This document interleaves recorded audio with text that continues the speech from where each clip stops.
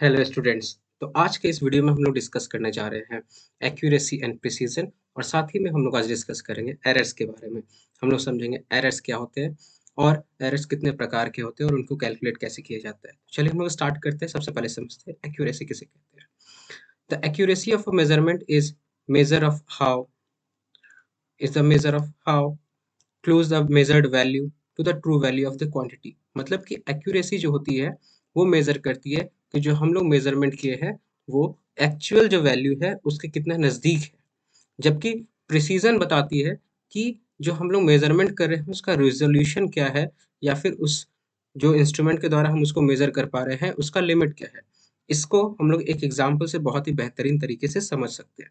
जैसे कि मान लेते हैं कि किसी भी ऑब्जेक्ट, कोई एक ऑब्जेक्ट है जिसका की लेंथ है 3.678 सेंटीमीटर। अब अगर हम एक ऐसा इंस्ट्रूमेंट ले जो कि 0.1 सेंटीमीटर तक मेजरमेंट कर सकता हो, ठीक है, मतलब कि 1 मिलीमीटर तक की मेजरमेंट को वो प्रॉपर तरीके से मेजर कर सकता है। तो हम जो है जब उसको मेजर करेंगे उसके लेंथ को 3.678, तो मान लेते हैं कि हमारा लेंथ आ गया 3.5 सेंटीमीटर। लेकिन वहीं पे अगर हम मान लें कि 0.1 सेंटीमीटर की जगह हम एक दूसरा इंस्ट्रूमेंट यूज करें जिसका कि रिजोल्यूशन 0.01 सेंटीमीटर हो, तो उस कंडीशन में मान लेते हैं कि हमारा लेंथ जो है वो 3.38 सेंटीमीटर आ गया। तो इन दोनों कंडीशंस में हम क्या देख रहे हैं कि पहला इंस्ट्रूमेंट जो है इसका वैल्यू जो है वो इसके एक्चुअल वैल्यू के काफी नजदीक आया, तो हम बोलेंगे कि ये ज्यादा एक्यूरेट है। बट इस वाली कंडीशन हम क्या देख रहे हैं कि ये वैल्यू जो है वो एक्चुअल वैल्यू से काफी दूर है, तो हम बोलेंगे कि इस ये जो है वो एक्यूरेट, इसकी एक्यूरेसी जो थोड़ी कम है। बट प्रिसीजन के बारे में अगर हम बात करेंगे तो हम बोलेंगे कि ये लेस प्रिसाइज है, क्योंकि ये डेसिमल के 1 अंक के बाद तक ही वैल्यू को बता पा रहा है, जबकि ये डेसिमल के बाद के 2 अंक तक के वैल्यू को बता पा रहा है। ठीक है, तो प्रिसीजन जो हमारा होता है वो बताता है कि जो हमारा इंस्ट्रूमेंट है या फिर जो हम मेजरमेंट कर रहे हैं वो एक्चुअल, वो जो है वो कितने लिमिट तक उसको मेजरमेंट कर पाता है। ठीक है, जबकि एक्यूरेसी बताता है कि जो एक्चुअल वैल्यू है उसके कितने नजदीक में हमारा जो वैल्यू है वो लाई कर रहा होता है। ठीक है, चलिए अब हम लोग आगे बढ़ते हैं इसी में, और हम लोग अभी बात करने वाले एरर्स के बारे में। ठीक है, तो चूंकि किसी न किसी वजह से, ठीक है, इंस्ट्रूमेंट के प्रिसाइज ना होने की वजह से हमारे कैलकुलेशंस में या किसी और कारण की वजह से बहुत सारे एरर अकर हो जाते हैं। तो जब भी हम साइंस के अंदर में, फिजिक्स के अंदर में बात करते हैं तो हमें इन सारे एरर्स को भी क्या करना होगा कि इन सारे एरर्स को भी हमको देखना होगा। ठीक है, समझना होगा कि हमारा जो कैलकुलेशन है उसमें कितना परसेंट एरर है, जो कि हमें क्या करेगा, फाइंड आउट करने में मदद करेगा कि एक्यूरेसी कितनी है इस कैलकुलेशन की। तो एरर्स या फिर इस एक्सपेरिमेंट की, तो एरर्स जो होता है हमारा वो दो तरीके से हम इसको क्लासिफाई कर सकते हैं। एक तो होता है सिस्टमैटिक एरर और दूसरा होता है हमारा रैंडम एरर्स। तो चलिए देखते हैं सिस्टमैटिक एरर्स क्या होता है और फिर रैंडम एरर्स क्या होता है। ठीक है, तो सिस्टमैटिक एरर क्या होता है, ये किसी एक डायरेक्शन में होता है, या तो ये पॉजिटिव होता है या फिर नेगेटिव होता है। आइए समझते हैं इसका मतलब क्या है पॉजिटिव और नेगेटिव। पहले समझते हैं कि आखिर ये सिस्टमैटिक एरर किन किन वजहों से होता है। तो ये इंस्ट्रूमेंटल एरर की वजह से हो सकता है। फॉर एग्जांपल जैसे कि मान लेते हैं कि एक थर्मोमीटर है, ठीक है, जिसका कि कैलिब्रेशन मतलब कि वो इस तरीके से थोड़ा सा मिस्टेक हो गया उसको डिजाइन करने में कि वो वाटर जब बॉयल होता है तो उसमें वो 100 की जगह 104 डिग्री शो करता है। ठीक है, 104 डिग्री सेल्सियस शो करता है 100 शो करने की जगह पे। तो यहाँ पर क्या देख रहे हैं हम कि यहाँ पर अब इस थर्मोमीटर की मदद से जो कुछ भी कैलकुलेशन करेंगे उसमें वो एरर आने वाला है इस चीज की वजह से, क्योंकि ये कैलिब्रेटेड नहीं है, प्रॉपरली तरीके से मिलाया हुआ नहीं है इसको, तो इसकी वजह से कुछ एरर आने वाला होगा। और यहाँ पर हमेशा हम एरर क्या देखेंगे, एक्चुअल वैल्यू से ज्यादा ही हमारा टेम्परेचर आ रहा होगा, तो ये पॉजिटिव हो गया। वहीं पर अगर ये इसका कैलिब्रेशन कम होता तो यहाँ पर ये नेगेटिव वैल्यू देता। इसके अलावा जो हमारा एरर आ सकता है वो इनपरफेक्शंस इन एक्सपेरिमेंटल टेक्निक्स की वजह से हो सकता है। मतलब जो इस टेक्निक की वजह से हम, जिस टेक्निक से हम लोग क्या कर रहे हैं कि एक्सपेरिमेंट को कर रहे थे और वहां पे मेजरमेंट जो कर रहे थे उस वजह से प्रॉब्लम आ सकता है। और थर्ड हो सकता है पर्सनल एरर, हो सकता है देखने वाला जो व्यक्ति हो वो प्रॉपर तरीके से उसको ऑब्जर्व नहीं कर पा रहा हो, तो इस कंडीशन में भी ये एरर हो सकता है। ठीक है, अब सिस्टमेटिक एरर को हम लोग रिड्यूस कैसे कर सकते हैं, एक्सपेरिमेंटल टेक्निक्स को बढ़िया करके, इंस्ट्रूमेंट्स को बढ़िया करके, और साथ में जो पर्सनल बाइसेस है, मतलब हम लोग खुद से ही मतलब हम लोग जो ऑब्जर्व कर रहा है, जो उस एक्सपेरिमेंट्स के वैल्यूज को ऑब्जर्व कर रहा होगा वो क्या कर सकता है कि प्रॉपर तरीके से उसको ठीक कर सकता है। अब हम बात करेंगे रैंडम एरर की वजह से। तो रैंडम एरर का कोई काउज नहीं है, बस ये अचानक से ही अनप्रेडिक्टेबल फ्लक्चुएशंस की वजह से काउज हो सकता है। अनप्रेडिक्टेबल मतलब जिसके बारे में बात नहीं की जा सकता है। अचानक सब कुछ तो ठीक था, बट कुछ एक्सपेरिमेंट्स में क्या हुआ कि कुछ इस तरीके से बदलाव आ गया कि हमको समझ ही नहीं आया, है ना? फॉर एग्जांपल कि अचानक से ही टेम्परेचर में बदलाव हो जाए, अचानक से ही वोल्टेज में थोड़ा-मोड़ा ऐसा बदलाव हो रहा था, जिसकी वजह से कि हमको पता ना चल पाया, ठीक है?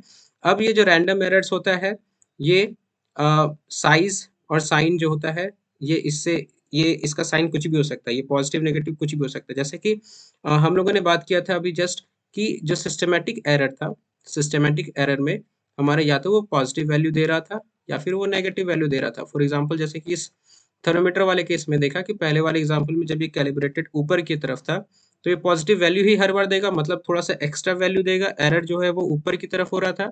और अगर ये कैलिब्रेटेड नीचे की तरफ होता, फॉर एग्जांपल मान लेते हैं कि वाटर जब बॉयल होता है तो ये इसमें 95 डिग्री शो करता है। तो चाहे कोई भी टेम्परेचर मेज़रमेंट करते हैं, वो एक्चुअल वैल्यू से कम वैल्यू देता है। तो हम यहाँ कहते हैं कि जो एरर है वो नेगेटिव हमारा हो रहा है, ठीक है? जबकि तो वो हमेशा वैसा ही होता है। लेकिन जबकि रैंडम एरर्स में कभी पॉजिटिव, कभी नेगेटिव कुछ भी हो सकता है, ठीक है? अब एक होता है list count error. List count error क्या होता है? ये लिस्ट काउंट एरर जो होता है, ये हमारे इंस्ट्रूमेंट के लिस्ट काउंट पे डिपेंड करता है। लिस्ट काउंट मतलब सेम, अगर हम इसको बात करें तो प्रिसिज़न, कितना प्रिसाइज़ हमारा इंस्ट्रूमेंट है ना? जैसे फॉर एग्ज़ाम्पल वर्नियर कैलिपर होता है जो कि जिसकी मदद से हम लोग लेंथ को मेज़रमेंट करते हैं। तो अगर वो 0.01 सेंटीमीटर तक को मेज़रमेंट कर पा रहा है, तो ये डेसिमल के 2 अंक बाद तक के वैल्यूज़ को करेक्ट देगा, लेकिन उसके बाद के वैल्यूज़ को ये बता नहीं पाएगा। तो उसके बाद जो वैल्यूज़ इनकरेक्ट आएगी वो हमारा हो जाएगा लिस्ट काउंट एरर। अब हम इसको ठीक कैसे कर सकते हैं? हाई प्रिसिज़न इंस्ट्रूमेंट का यूज़ करके, ठीक है? आई होप यहाँ तक सब कुछ समझ में आ रहा होगा। अब हम लोग बात करेंगे कि आखिरकार एरर को कैलकुलेट कैसे करते हैं हम लोग। तो एरर को हम लोग 3 यहाँ पर 3 प्रकार से देखते हैं। एक होता है एब्सोल्यूट एरर, रिलेटिव एरर और परसेंटेज एरर। तो अभी हम लोग बात करेंगे कि रिलेटिव एरर क्या होता है, सॉरी एब्सोल्यूट एरर क्या होता है। तो मान लेते हैं कि हम लोग यहाँ पर 3 मेज़रमेंट, बहुत सारा मेज़रमेंट लिए, एक एक्सपेरिमेंट किए, तो हम वहाँ पर बार-बार हम क्या करेंगे कि उसके वैल्यूज़ को मेज़र करते चले जाएँगे, ठीक है?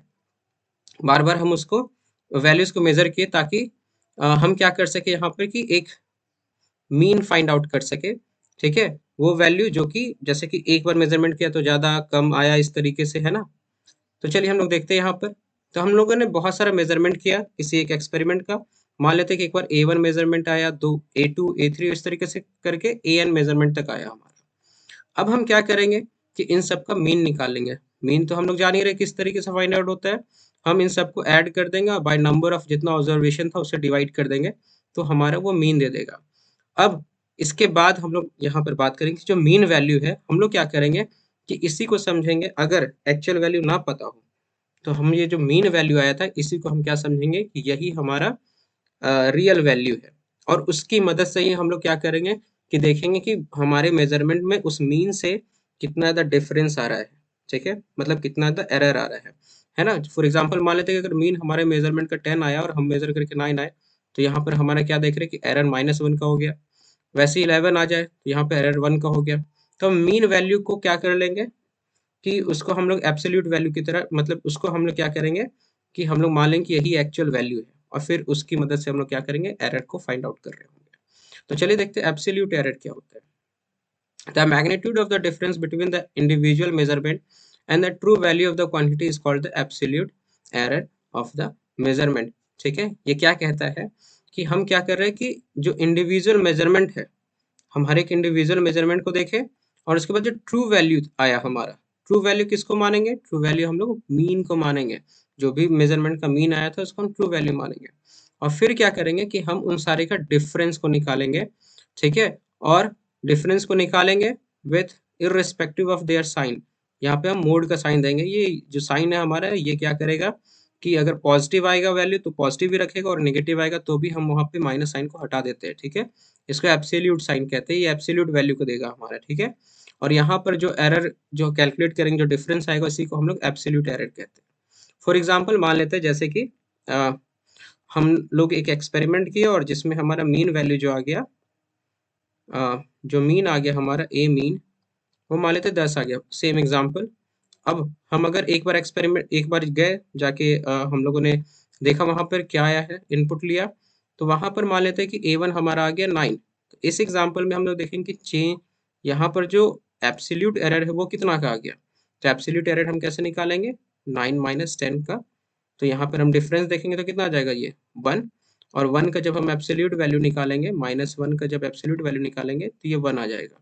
ठीक है, और कुछ इस तरीके से हम लोग एब्सोल्यूट एरर को फाइंड आउट करते हैं।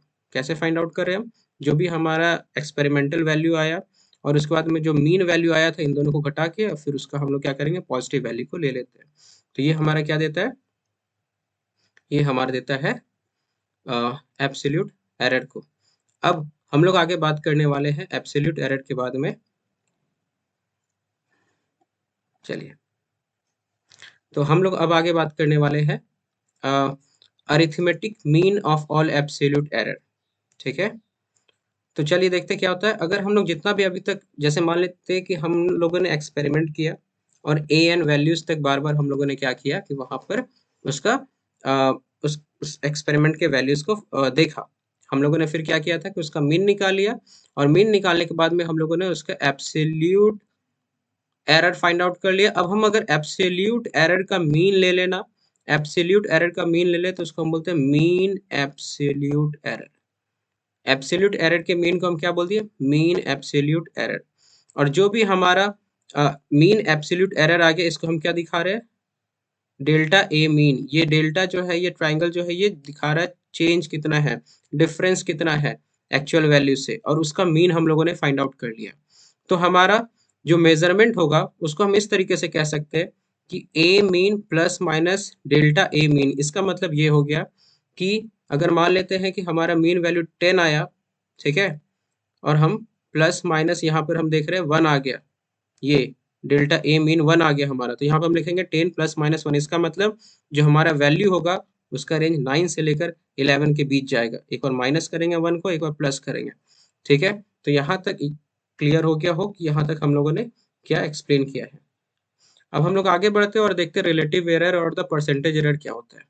ठीक है, तो रिलेटिव एरर को हम लोग इस तरीके से डिफाइन करते हैं कि जो मीन एब्सोल्यूट एरर था और बाय में जो मीन हमारा आया था, ठीक है, इन दोनों का जो रेशियो होता है इसको रिलेटिव एरर कहते हैं हम। और परसेंटेज एरर के लिए प्लस 100 से मल्टीप्लाई कर देंगे, तो ये हमारा क्या रिप्रेजेंट कर देगा, परसेंटेज एरर को रिप्रेजेंट कर देगा। ठीक है, चलिए अब आगे बढ़ते हैं कॉम्बिनेशन ऑफ एरर। हम लोग जानते हैं कि फिजिकल क्वांटिटीज को जब हम लोग जब भी किसी एक्सपेरिमेंट को करते हैं या फिर किसी भी फिजिकल क्वांटिटी के बारे में हम लोग देखते हैं, तो एक फिजिकल क्वांटिटी जो होता है वो सम या प्रोडक्ट ऑफ बहुत सारा फिजिकल क्वांटिटी हो सकता है। तो इस कंडीशन में अगर अलग अलग क्वांटिटी में हमारा फॉर एग्जांपल एरर हो, तो उस कंडीशन में एरर के साथ क्या होगा, फॉर एग्जांपल जैसे एरिया हमको मेजरमेंट करना है तो लेंथ इनटू ब्रेथ होगा। ठीक है, और फिर हमको तो यहाँ पर क्या देख रहे हैं हम कि लेंथ और ब्रेथ जो हमारा है, ये क्या हो रहा है कि ये दोनों में भी कुछ एरर होगा। तो इस कंडीशन में जब प्रोडक्ट करेंगे तो फिर जो एरर ए में आएगा वो कितना एरर आएगा। इसी तरीके से जब हम दो क्वांटिटीज को ऐड करके एक थर्ड क्वांटिटी निकाल रहे होंगे तो इनमें भी कुछ एरर होगा। तो जो फाइनल हमारा फिजिकल क्वांटिटी आ रहा है उसमें कितना एरर आएगा, इसके बारे में हम लोग बात करने वाले हैं। ठीक है, तो सबसे पहले हम लोग देखते हैं कि जब सम और डिफरेंस रहे तो क्या होगा। तो जब सम और डिफरेंस रहता है हमारा दो क्वांटिटीज का, तो जो एब्सोल्यूट एरर होता है, एब्सोल्यूट एरर जो होता है फाइनल रिजल्ट में, वो इन दोनों के एब्सोल्यूट एरर के बराबर होता है। चलिए समझते हैं आप ये क्या स्टेटमेंट कह रहा है। फॉर एग्जांपल जैसे मान लेते हैं कि ए और बी दो फिजिकल क्वांटिटी है, तो ए में हमारा प्लस माइनस डेल्टा ए का हमारा एरर है और बी में प्लस माइनस डेल्टा बी का एरर है। तो z जो क्वांटिटी है वो इस तरीके से डिफाइन है a प्लस बी। तो इस कंडीशन में z में जो एरर आएगा उसको हम ऐसा डिफाइन करेंगे कि plus minus delta A plus minus delta B. तो यहाँ से हम देखेंगे कि मैक्सिमम एरर जो z में आएगा वो a में जितना एरर आया और साथ में b में जितना एरर था, तो a के एरर और b के एरर का सम जो होगा वो z में एरर के बराबर आएगा। कब, जब दो फिजिकल क्वांटिटीज आपस में ऐड या फिर सब्ट्रैक्ट हो रहे होंगे तब। लेकिन अगर मान ले कि ऐसा कंडीशन हो जाए कि ये दोनों फिजिकल क्वांटिटी प्रोडक्ट में हो, आपस में मल्टीप्लाई हो रहे हो, तो उस कंडीशन में क्या होगा, तो देखते हैं। तो ये कहता है कि जब भी दो क्वांटिटीज मल्टीप्लाई या डिवाइड में रहे, तो अब रिलेटिव एरर जो होगा हमारा, ठीक है, जो रिलेटिव एरर होगा, जो क्वांटिटी हमारा प्रोडक्ट होकर के आ रहा है उसका जो रिलेटिव एरर होगा वो ए के रिलेटिव एरर और बी के रिलेटिव एरर के सम के बराबर होगा। फॉर एग्जाम्पल जैसे जेड यहाँ पर डिफाइंड है हमारा, फॉर एग्जाम्पल जैसे जेड यहाँ पर डिफाइंड है ए इंटू बी। ए मान लेते हैं कि उसमें एरर प्लस डेल्टा ए है और बी में एरर डेल्टा बी है। तो जो मैक्सिमम रिलेटिव एरर जो हमारा होगा वो इस तरीके से डिफाइंड होगा। यहाँ पर रिलेटिव एरर के टर्म्स में ही हम लोग बात कर रहे हैं, ठीक है, एब्सोल्यूट एरर के टर्म में नहीं। तो यहाँ पे जो रिलेटिव एरर होगा डेल्टा जेड बाई जेड। इसी तरीके से रिलेटिव एरर को हम लोगों ने रिप्रेजेंट किया था जो एब्सोल्यूट वैल्यू था, ठीक है, और बाई में जो हमारा मीन एब्सोल्यूट एरर था, ये एरर ऊपर, और बाई में हमारा क्या था, जो एक्चुअल वैल्यू जिसको मान रहे थे। तो इन दोनों का जो रेशियो होगा वो ए के एब्सोल्यूट एरर और सॉरी ए के रिलेटिव एरर और बी के रिलेटिव एरर के सम के बराबर होगा। अब मान लेते हैं कि एक फिजिकल क्वांटिटी कुछ ऐसा डिफाइंड है जहां पर कि ये z के द्वारा डिफाइंड है, कुछ इस तरीके से कि z is equal to A to the raise to the power p है, b raise to power q है और बाई में c raise to power r है। तो इस कंडीशन में हमारा जो हमारा एरर जो होगा, फाइनल एरर z में जो होगा उसको हम दिखाएंगे रिलेटिव एरर के टर्म में कुछ इस तरीके से कि z में जो रिलेटिव एरर होगा वो a टू द रेज जो पावर था p उतना times of relative error of a, वैसे ही b raise to the power q था तो q times of relative error in b, और c जो था हमारा वो r times raise to the power r था तो वो r times of relative error in c होगा, ठीक है। और इस तरीके से आज के इस वीडियो में हम लोगों ने देखा एक्यूरेसी और प्रिसीजन क्या होता है, एरर किसे कहते हैं, और साथ में एरर कितने टाइप्स के होते हैं और एरर्स को किस तरीके से कैलकुलेट किया जाता है। आई होप कि समझ में आया होगा कि किस तरीके से इन सारी चीज़ों को करना है, और इसके बाद में भी अगर कोई प्रॉब्लम हो तो प्लीज़ कमेंट सेक्शन में बताएं। तब तक के लिए गुड बाय, मिलते हैं अगले वीडियो में।